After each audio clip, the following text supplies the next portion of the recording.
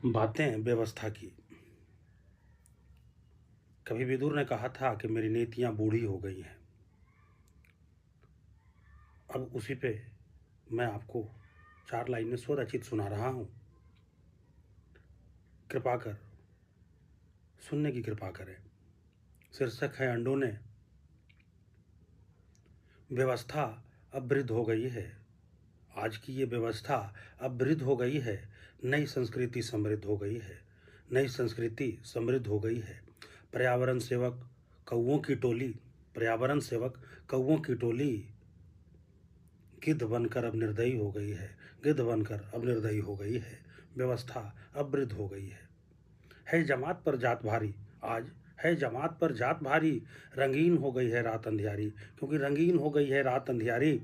सुबक सुबक कर मुस्कुरा रही है बेचारी प्रजातंत्र हमारी, बेचारी प्रजातंत्र हमारी।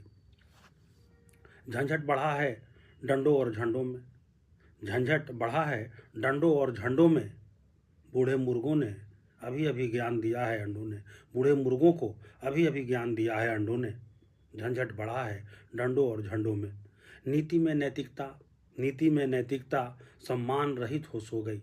नीति में नैतिकता सम्मान रहित हो सो गई। यहाँ गांधारी ने चीरहरण करवाया है, यहाँ गांधारी ने चीरहरण करवाया है। और पांचाली फैशन में खो गई, और पांचाली फैशन में खो गई।